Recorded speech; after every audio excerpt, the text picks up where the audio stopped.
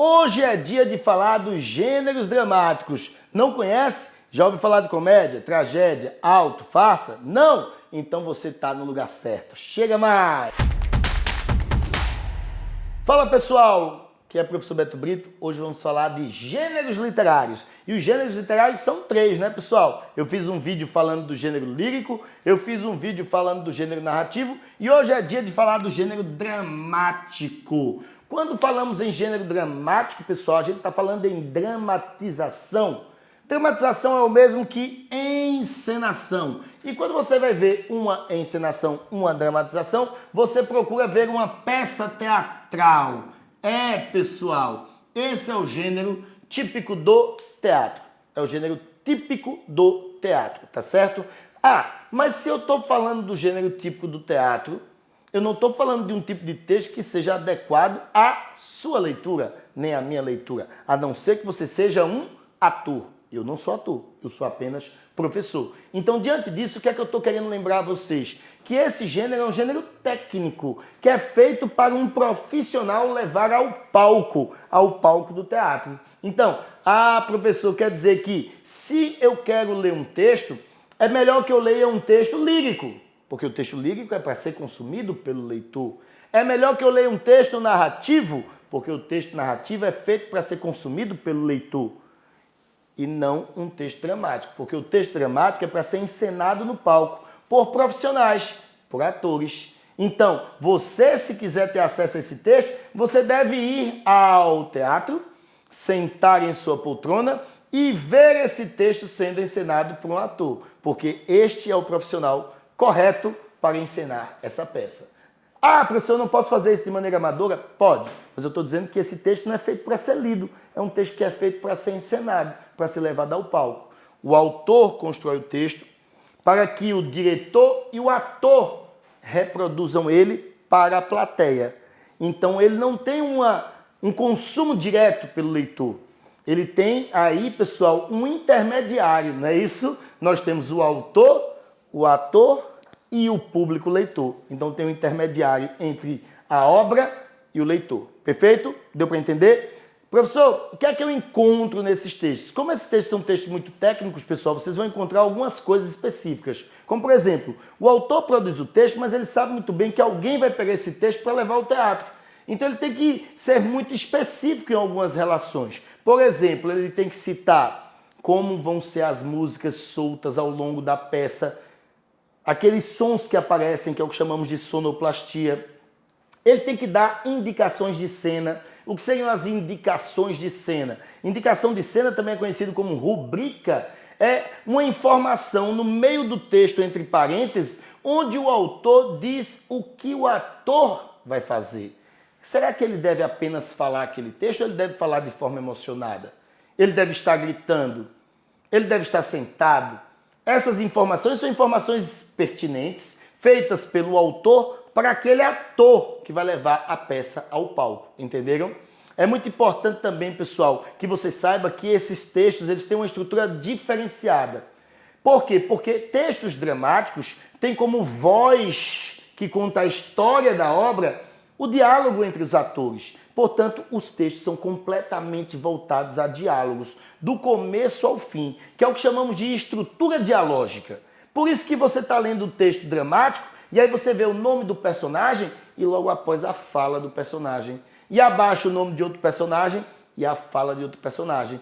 E abaixo outro personagem e a fala desse personagem. Aí eu pergunto a vocês, um diálogo num texto narrativo, num texto lírico, é representado pelo nome do personagem? Não, não é representado pelo nome do personagem. É representado pelo travessão. Portanto, só tem um tipo de texto que usa o nome do personagem para representar a fala do personagem, que é o texto dramático. E aí você diz, professor, por que é necessário isso? Porque é uma preocupação do autor para facilitar a vida do ator. O ator, ele está encenando a peça. Então ele tem que ter, pessoal, facilidade de lembrar o momento que ele está falando. E como é que o ator faz isso? Decorando a posição de sua fala pelo nome que está indicando a fala ali. E aí fica perfeita a obra, não é isso? Seria muito mais difícil pro ator decorar se tivesse apenas o travessão, né? A gente, quando está lendo texto narrativo, que tem ali o travessão no diálogo, às vezes se perde. Imagine decorar um texto para encenar uma peça. Seria terrível, né? Então, ó, estrutura dialógica, sonoplastia, cenário, indicação de cena ou rubrica são coisas que são típicas do texto dramático, que é o texto que é feito para o teatro. Professor, existem textos variados para serem levados ao teatro? Sim, existem inúmeros tipos de peças. Inúmeros tipos de peças. Ó, nós temos peças escritas em prosa e temos peças escritas em formato de poema. As mais famosas em formato de prosa são a comédia e a tragédia.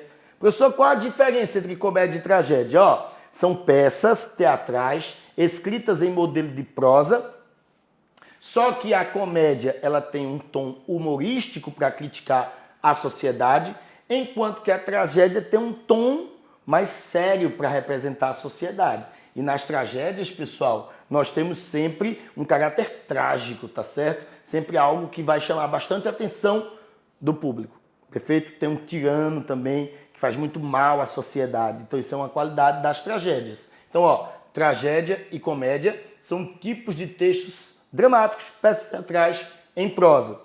Já em forma de poema, era muito comum na Idade Média. Na Idade Média, nós tivemos muitos poemas de forma que eram feitos para serem levados ao teatro. Poemas levados ao teatro. Poemas para serem encenados, que é o que chamamos de textos dramáticos. Os dois tipos mais famosos são o auto e a farsa. Ah, professor, já ouvi falar desse negócio chamado auto. Auto é peça teatral de caráter religioso. É uma peça que tem um tom moralizante, que era feito muitas vezes na Idade Média com o interesse de levar informações à sociedade sobre aspectos dos dogmas da Igreja Católica, como, por exemplo, o Alto da Barca do Inferno, que foi produzido na época do humanismo. Então, eram peças teatrais escritas em forma de poema que tinham caráter moralizante, tá bom? Já a farsa, ela tinha um tom mais humorístico. Também eram peças teatrais escritas em forma de poema, só que mais humorísticas, ridicularizando a sociedade. Ó, a farsa da Boa Preguiça, o Alto da Compadecida, Romeu e Julieta é uma tragédia e uma comédia, Sonho de uma Noite de Verão. Citei aqui, ó, Shakespeare, citei aqui, ó, Ariano Suassuna e citei aqui, ó, Ariano Suassuna, que são autores representativos da produção teatral em forma de poema e da produção teatral em forma de prosa. Comédia, tragédia, auto e farsa são tipos de peças teatrais textos escritos para serem levados ao teatro em prosa e em poema. Espero que vocês tenham gostado, espero que eu tenha tirado as dúvidas de vocês relacionadas aos gêneros literários. Fica aqui, ó, a dica para estudar isso para o Enem. Se gostou, curte, compartilha esse vídeo e se inscreve aqui no canal para ajudar o professor. Tchau. Falou!